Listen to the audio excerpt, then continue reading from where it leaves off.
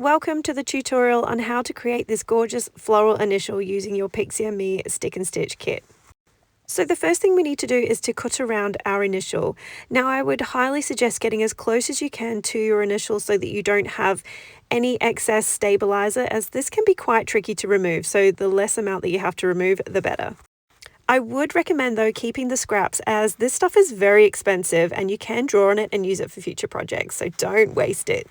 Next, we need to centralize our stencil. So we're going to count the stitches either side of your stick and stitch paper, or you can of course use a ruler here. I like to count the stitches because I feel like it's most accurate when it comes to being nice and centralized. So once I'm happy that I've got even stitches on either side of my stick and stitch, I'm going to use my fabric marker just to put a little marking on either side so that when I peel it off, I know exactly where to replace it.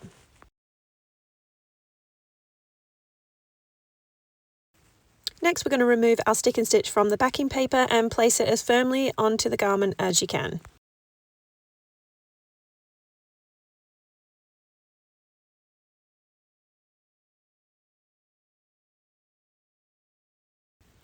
Next, we're going to thread onto our needle approximately a meter of any colour yarn choice that you'd like. I'm going to be stitching a daisy here first, so I'm going to be using the pink yarn. You don't need any fancy knots, you're just going to pop it on your needle and leave a small tail hanging off the end. Now the way we've designed these stick and stitches is with woven wheels. You can use the woven wheels for either a daisy or a rose. So here I'm going to show you how we use it for a daisy. So you're going to bring your needle up through the center of your woven wheel and pull it all the way through, leaving a small tail underneath. You're then going to take your needle back down through the center where you've just come up from, and as you pull through you'll see that you're creating a loop. We're going to stop here. You're going to bring your needle to the top section of this woven wheel and just hook that loop over your needle and pull it all the way through. And you'll see here now that you've created your very first petal. We need to anchor that down with a stitch, so we're just going to place a stitch over the top of it and secure that into place. We're then going to bring our needle back up again through the center of our daisy. Let me zoom in a little bit here for you. So we're going to bring it up through the center again. And then we're going to take our needle again back down through that same hole to create a second loop, which is going to be obviously our second petal. Now we're going to take our needle and we're going to bring it to the right side this time. So we're going to take that loop again and pop it over our needle, pull it all the way through, and then just anchor it down with a stitch. And we're going to repeat this process now for all the other three legs of this woven wheel. So the bottom right section, again, we're going to create the loop, hook it over our needle and anchor that down with a stitch. We're going to continue like this, filling out all of our 5 petals on our daisy.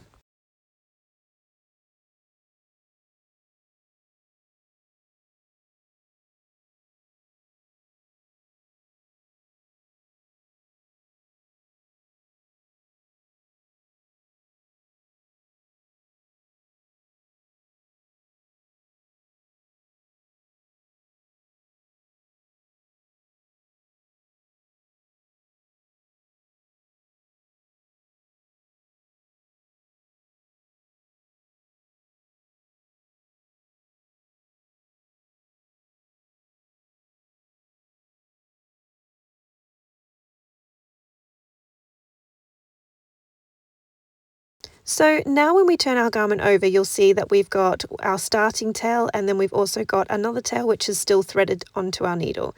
Now we need these two tails to be together, so we're just going to thread back through our work so that they're now side by side, and then we're just going to snip off any excess and tie them in a triple knot. Now, during the filming, my daughter has taken my scissors, so I'm just using hers for now, but we will change those immediately. And we're just going to tie that into a triple knot and then just snip away any excess ends, preferably with some scissors that are a little bit better than these ones.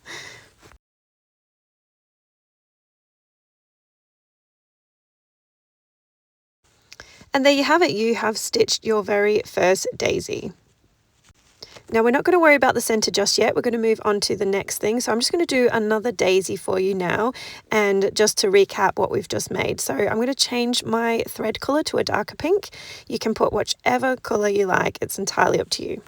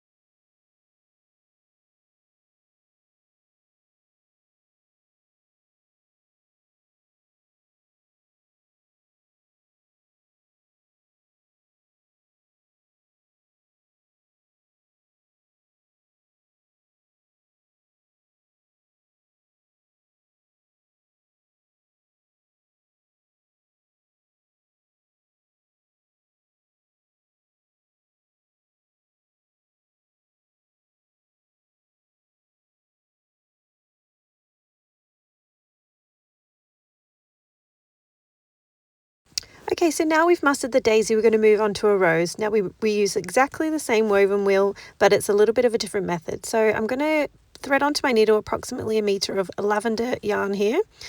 And we're just going to fill out the, well, I call these rose legs. I mean, you can call them whatever you like. It's I call them the legs. So we're just going to make our 5 legs, which we then need to thread under. So to do that, we're going to start at the top, and then we're going to bring our needle into the middle, and then we're going to go out to the right hand side, and then again bring our needle into the center again, and we're going to do this until all of our woven wheel is completely full.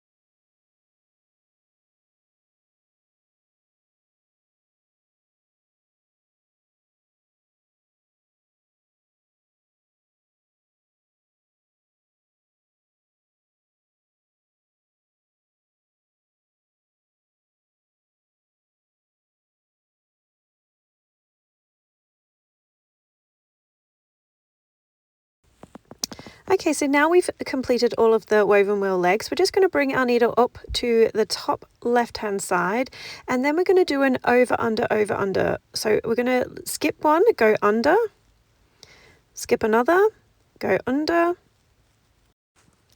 And a tip here is you can turn your needle the opposite way, and it is a little bit easier to thread under without the sharp needle. So this is how I like to do it personally. Now, a tip here with the rose, some people, they make them too big and baggy looking and not sweet little petite roses, and the reason for that is because you're not pulling tight enough. Now, you don't want to pull too tight, otherwise you can pucker your work, but you want to make sure that it's nice and snug and keep it in the center. So don't have really big gaps when you're threading under.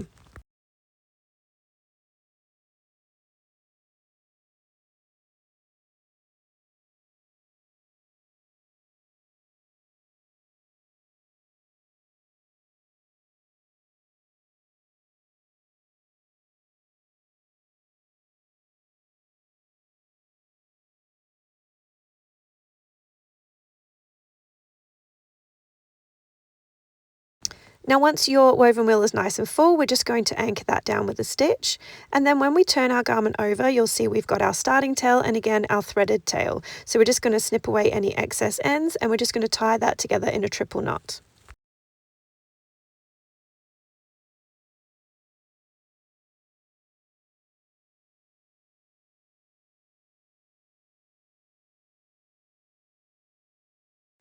And now you're just going to continue in whatever pattern you like. You can use these woven wheels for daisies or roses, and you can do them in any design you like. So I've gone ahead here and I've filled out all of my roses. Now what we're going to do is we're going to actually remove our stick and stitch now. I like to add my greenery and my centers without the stick and stitch. You will notice that it is quite tough to pierce through. So let's remove the stabilizer. Now you can do this by either soaking it in a bowl of lukewarm water, or you can use it under a running tap. Personally, I quite like to put mine in the washing machine on a really delicate cold cycle wash. It can be quite stubborn to remove. Do persevere with it. It may mean that you need to do 1 or 2 rinses under the tap just to get rid of all of the excess stabilizer.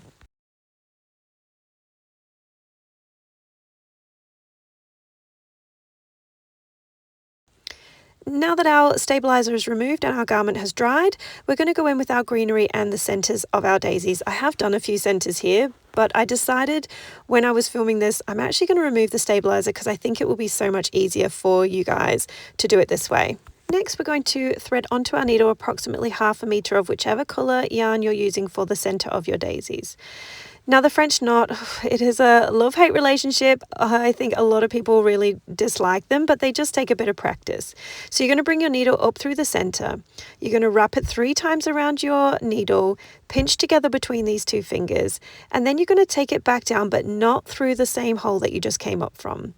The yarn that you're holding between your 2 fingers, give it a bit of tension, and as you maintain that tension, push your needle down through the center and pull all the way through, and there you'll see you've created a beautiful little knot. Now when we turn our garment over, you'll see we've got 2 tails there, and as usual we're just going to tie them together in a triple knot. So again, we're coming up through the center, wrapping around 3 times, pinching together between 2 fingers, and then take it back down slightly off from the center, maintaining a little bit of tension on the yarn that you're holding. Give it a little bit of a tug, and as you maintain that tension, push your needle through the center. Next, we're going to add the greenery to the floral initial. Now, I like my floral initials to be quite floral looking, which means I like to put quite a lot of greenery in there. This is complete creative freedom. You can put as much or as little as you like in this part of the project. So I would recommend doubling up your yarn. So to do that, we're just going to snip off about 2 meters of whichever green you're using, and we're just going to tie a little knot at the end. So we're just going to come up from our starting point. For me, it's going to be the bottom left pink daisy, and it's going to look kind of like a V shape here. Now you don't need to leave a tail underneath because we already have a knot sitting there. So we're just going to tuck our greenery into the top section. This kind of looks, like I say, like a bit of a V.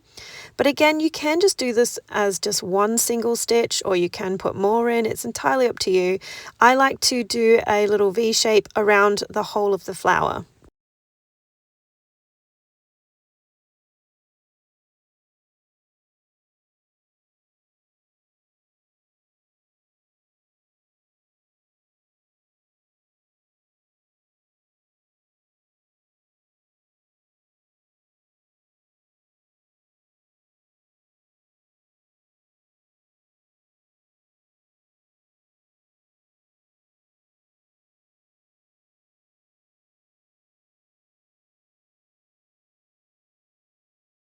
So you'll see here that I'm only going to put 1 stitch in, and that's just because I feel like it doesn't need to have 2. So you'll probably just find as you're going around your project that you'll just chop and change, or you'll add some and more to certain sections and less to others. So it's entirely up to you.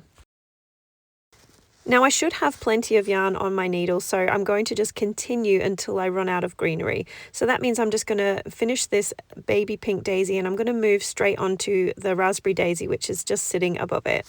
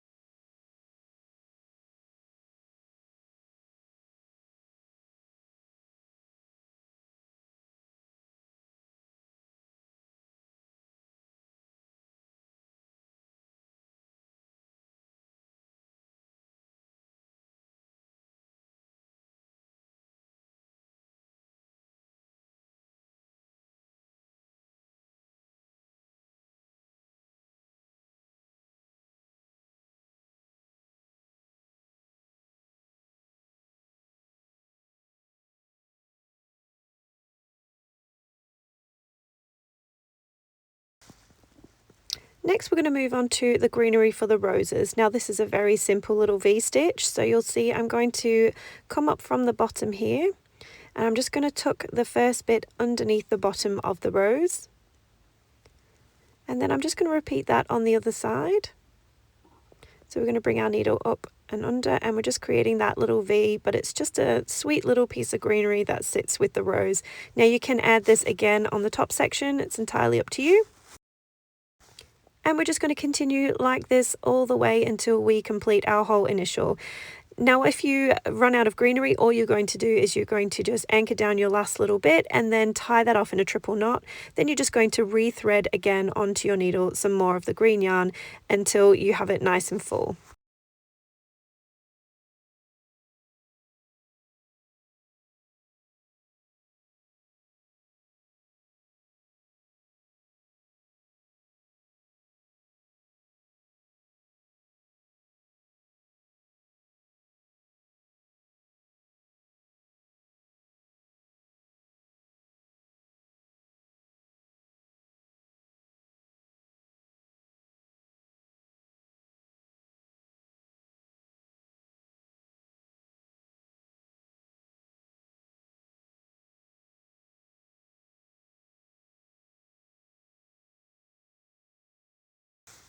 And that is it. You have made your very first floral initial with your Pixie&Me stick and stitch kit. I really, really hope you loved this project, and happy stitching.